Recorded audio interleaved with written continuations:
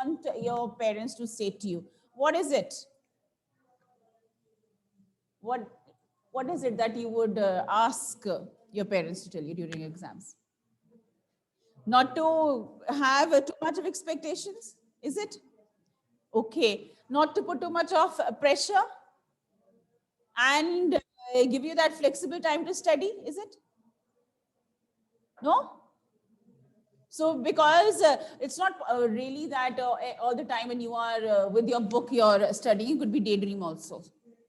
Is it? Yeah, it happens. So all the time we are with our book, it is not necessarily that we are studying here. Okay. So yes, so this is basically what it is, that exams also, they are a part of life. And so we should not be too stressed out during those exams. So we're like, of course, when you talk about your class 11th, you are there taking it a little bit of lighter, as it would have been maybe like your class 10th board exams, and then you're going to have your class 12th board exams. So maybe because it is the board exam, so that's why there is more additional pressure there to perform better, to study more, and you have that, and constant evaluation by your teachers. So here also in class 11th, but yes, we have become a little casual. But in the long run, it is not going to be good. So if you remain casual during your class 11, it is going to have an effect on your class 12 performance also. So let's get into the routine of regular studies, of regular hard work, okay? So let's start with a poem today, that is The Voice of the Rain. Yes, Mohit, can you close the door, please?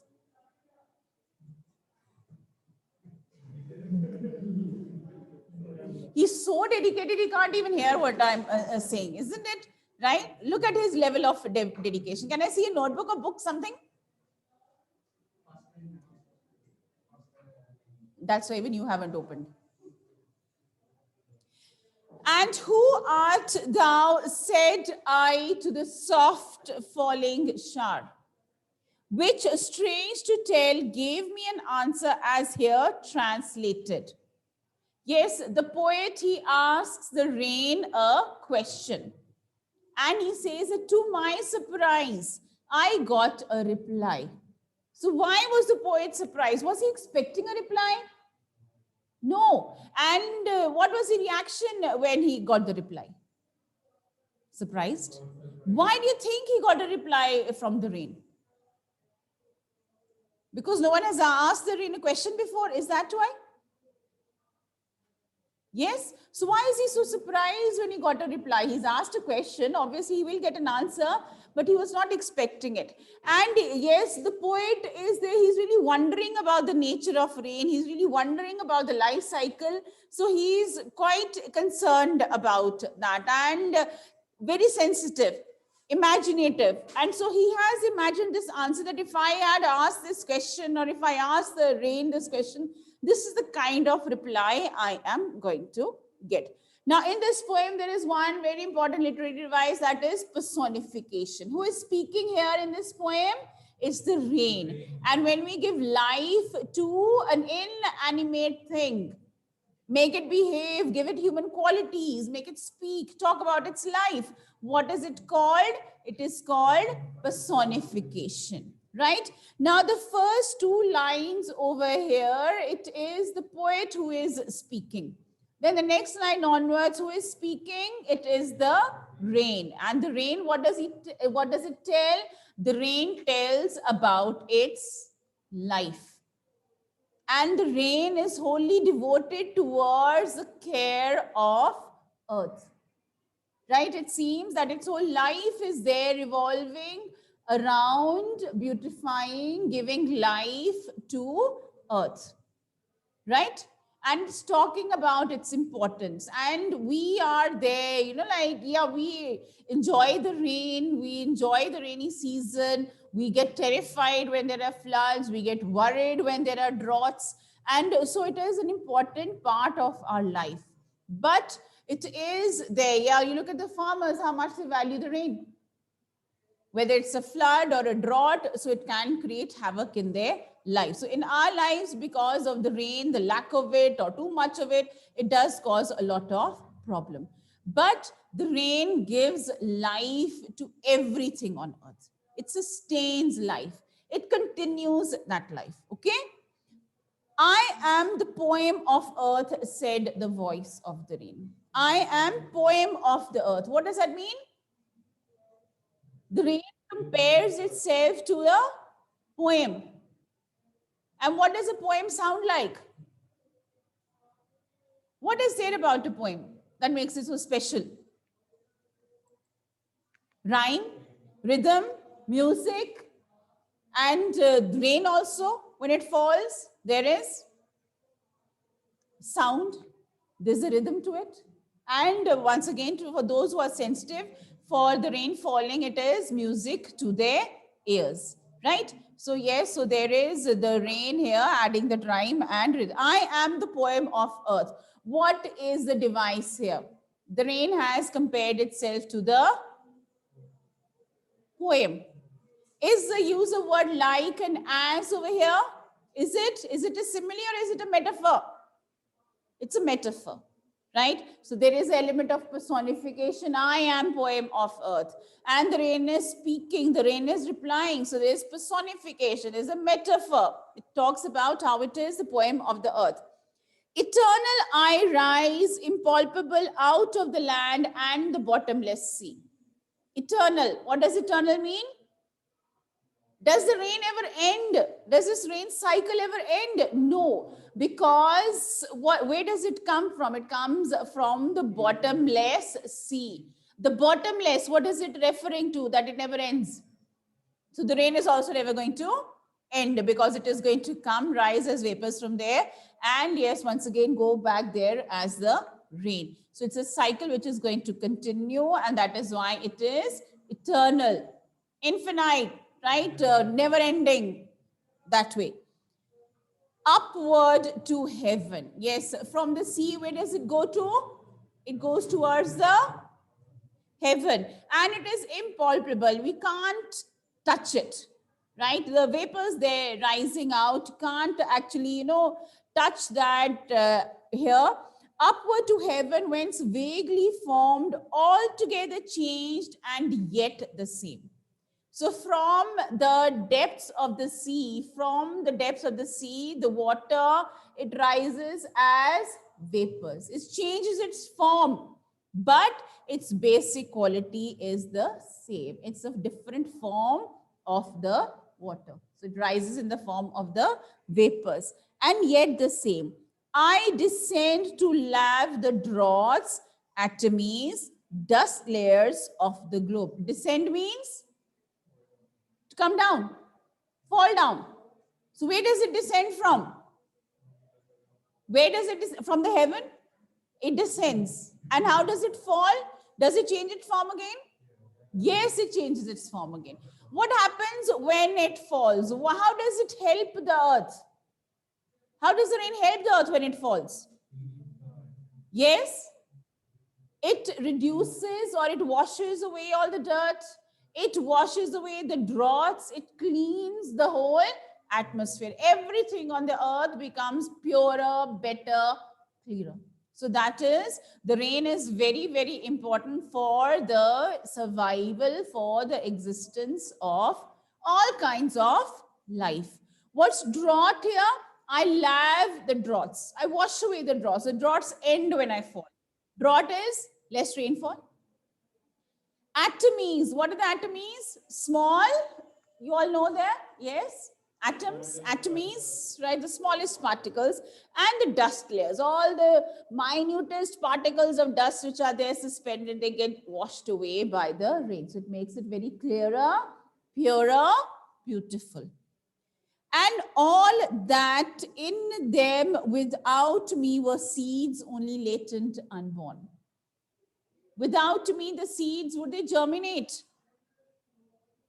The rain is very important, right? So the seeds need the rain to germinate. Otherwise, what would they remain as? They would remain as seeds only. They would be unborn. They would not germinate. They would not grow. They would not continue with their life. Latent is hidden. So that life within that seed would have remained hidden. It would not have emerged. It would not have grown. So that is why the rain is very, very important. Do you think the rain is exaggerating its importance? Exaggerating means बढ़ा चढ़ा के, right? So do you think the rain is exaggerating its importance, or the rain is actually so important? It is important. So it's not just talking, it is making us also realize that how important the rain is. So we are there sitting in the comforts of our home, and yes, we really don't feel the lack of the rain. But we do realize that when it becomes too warm, too hot, and then we long for that spell of rain so that the temperatures would decrease and the days would be better, right? That is, so everyone has that different. How is it important for the seeds? For they grow. How important is it for the crops, for the fields, for their proper growth? Yes. How important it is for the farmers so that they can have good crops. So everyone is there. Yes, the rain is there, important for everyone. And it does talk about, yes, that what is it I do. And forever by day and night. Forever. That is what the rain does. Day and night. So rain can fall anytime. And the cycle is continuous, right? So forever by day and night, I give back life to my own origin. The rain is very proud of the fact that the rain has created life on this planet. That is why it's such a beautiful planet. That is what is so special about our planet. We have life. And that life is because of the water. That life is because of the rain. And the rain is there continuing that life. So you can imagine what our life would be without water if we are not very, very concerned about it. Are we concerned about it? Yes? Are we? We want that water to be a part of our life forever. So we have to take steps to make sure that we also use it wisely and carefully. Okay? Yes. Forever by day and night, I give back life to my own origin. So what does the rain feel about the life it has created? Is it proud of it? Is it happy about it? Is it possessive about it? Is the rain? Do you think that is why the rain is coming again and again? To nurture that life, to continue that life, to make sure this beautiful planet which has life on it, I should make sure that it goes on forever. So that is the beauty of the rain, right? And yes, here, why do you think the poet is telling us all this? Why is he telling us all this? He wants us to realize the importance of the rain. Yes. And he wants to realize that, see, it is not something that happens once in a while, but it is something that goes on every day. This is a continuous process. Day and night, the rain is there giving back life to its own origin, that possessiveness. Who has created this life? The rain has created.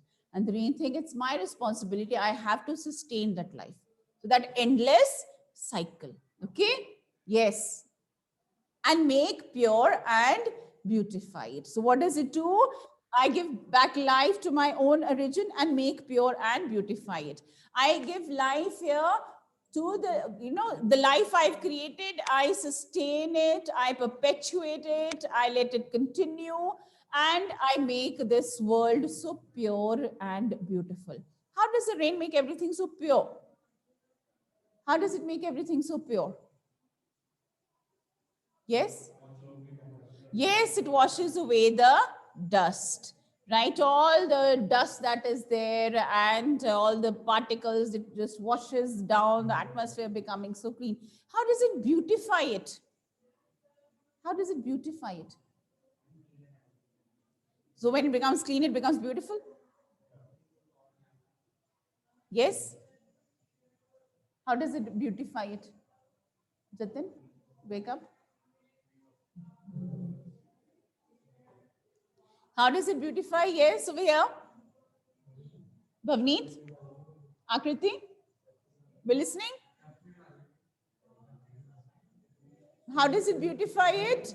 because it gives life to the seeds and the new form of life, it germinates. The beautiful flowers, all the crops that are there, it helps them to grow, right? So it makes the earth so beautiful. And what is there so beautiful here? We have all the plants that are, yes, boys, quiet now.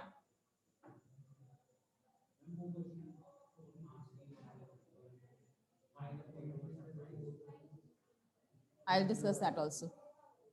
Vaibhav, Manjeet, you want me to take the notebook from you?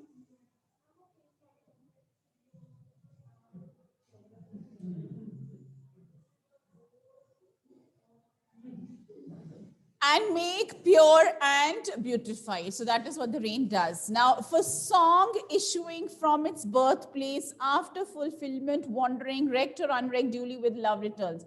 These lines are spoken by the poet. These lines are not by the rain.